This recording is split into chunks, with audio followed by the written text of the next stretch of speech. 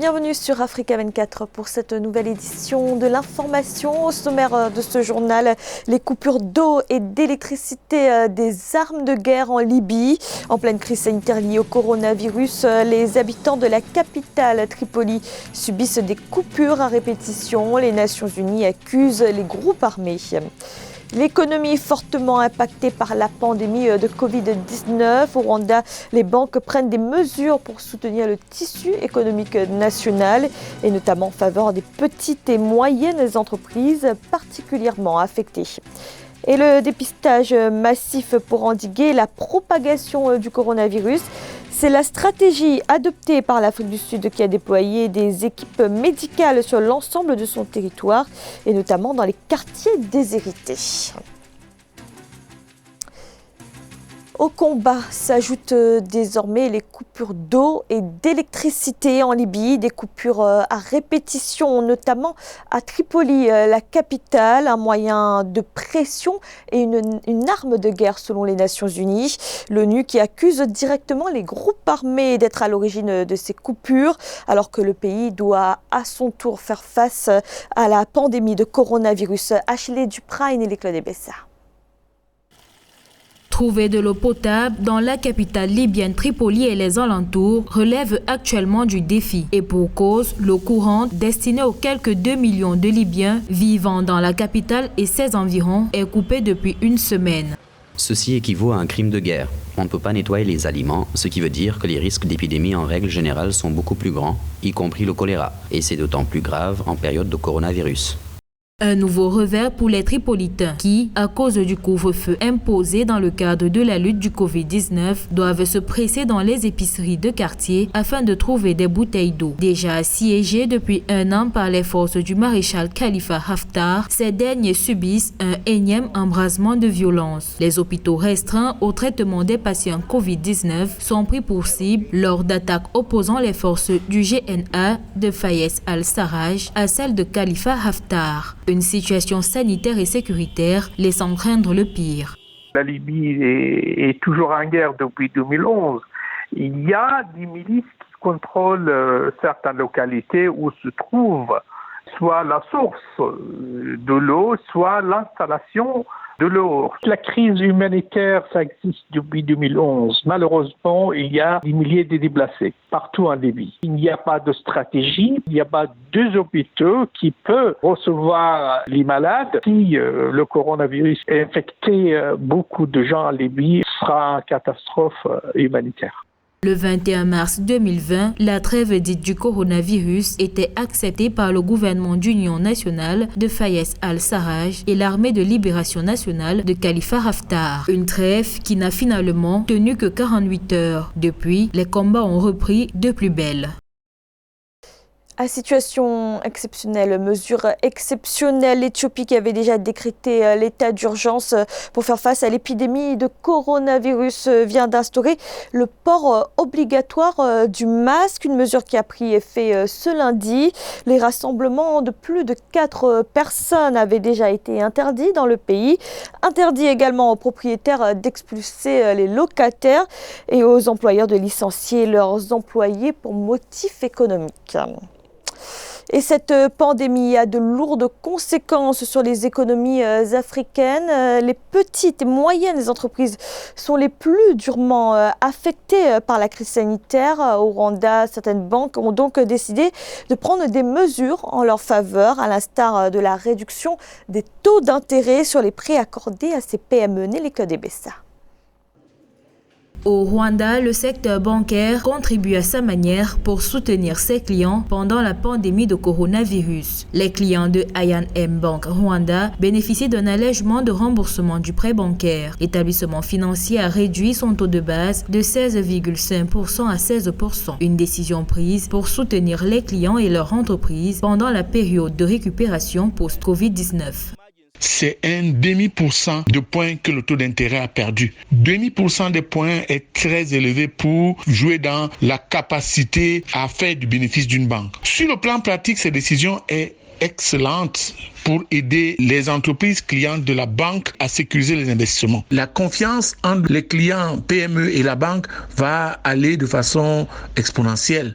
La direction générale de I&M Bank Rwanda a déclaré que la réduction s'appliquerait à ceux qui gèrent actuellement des prêts et à ceux qui emprunteront dans les prochains jours. La réduction, qui devrait coûter à la banque entre 80 millions et 100 millions de francs rwandais au cours des premiers mois, apparaît comme un soulagement pour les petites et moyennes entreprises qui gèrent actuellement des prêts. Les PME représentent la majorité des entreprises au Rwanda et contribuent à environ la moitié du produit intérieur brut du Rwanda ainsi qu'à l'emploi. Consciente de leur rôle dans l'économie, l'intervention d'I&M Bank Rwanda cherche à améliorer leur position pour récupérer et rebondir. La banque s'est également engagée à offrir un délai de grâce pouvant aller jusqu'à 3 mois pour le paiement du principal et ou des intérêts à l'appui des entreprises ou des clients de détail qui sont financièrement touchés par la pandémie. Le nouveau taux de prêt de base entre en vigueur ce 15 avril 2020. Et ces difficultés que rencontrent les entreprises, la Banque africaine de développement en a bien conscience. L'institution a annoncé la création d'un fonds de 10 milliards de dollars afin d'aider les États africains à lutter contre le coronavirus. Les gouvernements comme le secteur privé pourront y recourir. Nathalie Mo. L'annonce s'est faite lors d'une visioconférence de presse. La Banque africaine de développement a ouvert une ligne de financement de 10 milliards de dollars pour soutenir l'économie du continent fragilisée par la pandémie de Covid-19. Des fonds destinés à la préservation de la souveraineté financière des États qui constituent également un filet pour le secteur privé africain. 5,5 milliards de dollars serviront à soutenir les pays partenaires de la Banque africaine de développement. 3,1 milliards de dollars seront consacrés au Fonds de développement des pays africains destinés aux pays à faible revenu. Nous allons aussi apporter 1,4 milliard de dollars pour soutenir le secteur privé. La plupart des activités du secteur privé nécessiteront des facilités d'accès aux liquidités en urgence. Le marché monétaire international a été sollicité pour la levée des obligations à impact social d'une valeur de 3 milliards de dollars au bénéfice des pays africains. L'opération monétaire de la BAD, dénommée Fight Coronavirus Bond, est devenue la plus importante obligation à impact social jamais lancée. Son principal atout, le faible taux d'intérêt auquel il est assorti. Nous avons pu lever ces obligations à un taux d'intérêt de 0,75%. C'est d'un grand avantage pour nos clients, tant les États que le secteur privé. Je suis heureux d'annoncer que la somme de 3 milliards de dollars de l'obligation d'impact social Fight Coronavirus Bond de la BAD a été cotée à la Bourse de Londres et est à l'heure actuelle sursouscrite. Il faut dire que la BAD prévoit des pertes estimées entre 22 milliards et 88 milliards de dollars pour l'Afrique, d'où le nécessaire soutien budgétaire ciblé offert aux pays africains. Autre objectif affiché, maintenir la soutenabilité de la dette des États par de faibles taux d'intérêt. L'engagement principal de la BAD, aider l'Afrique à atténuer l'impact socio-économique de la pandémie de coronavirus. Et l'impact socio-économique d'autant plus important que plusieurs États ont choisi d'instaurer une période de confinement pour limiter la propagation du virus. En Afrique du Sud, en raison du confinement, le secteur minier est quasiment à l'arrêt. Seules les mines de charbon sont autorisées à fonctionner. Un nouveau coup dur pour une économie sud-africaine déjà en récession. Zahra Mohamed Mouchou et Aïssa Toubari. Malgré l'instauration du confinement, l'État sud-africain a donné son autorisation à quelques sites miniers de poursuivre leurs activités. Il s'agit des mines indispensables à la production de l'électricité. Les mines de charbon et celles de la transformation de certains minerais continueront ainsi de fonctionner. L'économie sud-africaine dépend fortement du secteur minier. Donc une telle décision va permettre alors notamment de renforcer les capacités opérationnelles alors des sites miniers. Je rappelle bien que quasiment depuis une décennie, le secteur minier en Afrique du Sud n'attire pas des investisseurs. Avec le développement des sites miniers en Afrique de l'Ouest, au Ghana, en Sierra Leone, au Mali, beaucoup d'investisseurs aujourd'hui commencent à s'orienter vers cette partie de l'Afrique. Les secteurs miniers ne sont donc pas tous concernés par les mesures de confinement liées à la crise sanitaire mondiale. Mais dans l'ensemble, la filière est à l'arrêt. Le gouvernement redoute l'impact sur l'économie déjà en récession. Les mines contribueraient jusqu'ici à hauteur de 7% du produit intérieur brut. Je dirais que le secteur minier reste très important dans le développement de l'Afrique du Sud. Donc une telle décision en réalité n'aura pas d'impact réel. Parce que l'économie sud-africaine reste une économie très extravertie, orientée notamment vers l'extérieur, avec des fortes dépendances de la croissance économique en Chine, aux États-Unis et en Europe. Alors que dans cette partie du monde, nous avons un ralentissement général. Donc c'est donc évident que cette décision va juste permettre de maintenir les capacités de résilience, mais n'aura pas d'impact significatif en réalité en termes de trajectoire prévisionnelle. La croissance économique a été prévue quasiment depuis la fin des années 2019. Le nouveau coronavirus vient fragiliser un secteur en déclin car victime des variations des cours des matières premières et de la hausse des coûts de production. La filière minière emploie plus de 450 000 personnes qui sont désormais dans l'incertitude de retrouver leur travail après la crise. Et outre le confinement, l'Afrique du Sud mise également sur le dépistage massif face à la pandémie. Le gouvernement a décidé de déployer des équipes médicales à travers tout le pays.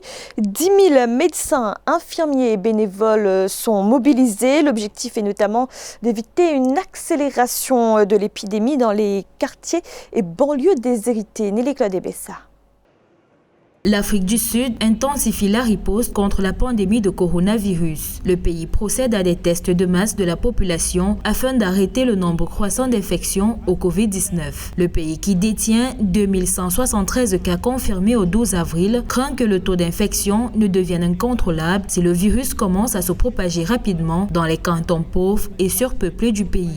Le dépistage communautaire de masse est une des stratégies. Le 17 mars déjà 2020, ce dépistage de masse communautaire, c'est une des approches. Quand on se rappelle qu'en Corée du Sud, cette expérience avait été faite sur le STRAS en 2003 et que ça avait porté. La Corée du Sud et Taïwan n'ont pas eu beaucoup de cas parce que dès qu'il y a eu l'annonce de l'épidémie, ils ont commencé à faire les tests de dépistage. Au début de l'épidémie, les tests de masse avaient pour cible les personnes présentant des symptômes du virus qui revenaient de l'étranger. Une stratégie aujourd'hui désuète au regard du développement du nouveau type de coronavirus. Avec le début de la propagation dans la communauté, les autorités sanitaires envisagent effectuer 36 000 tests en 24 heures d'ici fin avril pour contenir la progression du virus. En faisant ce test de dépistage, on devrait l'associer à l'isolement et à ce que d'autres appelleront le confinement. Et dans ce cas, ça devrait être le confinement des cas positifs. Ça peut apporter à dépister un nombre important de patients et à être capable de contrôler ces cas positifs. Le pays qui a prolongé de 2 semaines le confinement se lance dans la mise en place des tests communautaires à grande échelle pour limiter la propagation du coronavirus. Pour l'heure, les populations sont donc invitées à se rendre dans différentes zones pour se faire tester. Et puis, sachez qu'en République démocratique du Congo, également touchée par la pandémie de Covid-19, la menace Ebola est toujours présente alors que la fin de l'épidémie devait être annoncée. 2 décès liés à la fièvre hémorragique ont été enregistrés dans l'est du pays. Les 2 personnes décédées sont un enfant et un homme de 26 ans. La République démocratique du Congo qui doit donc attendre à nouveau 42 jours sans nouveau cas pour déclarer la fin de l'épidémie. C'était le journal de la rédaction. Merci de l'avoir suivi. Retrouvez dans un instant une nouvelle édition de l'information.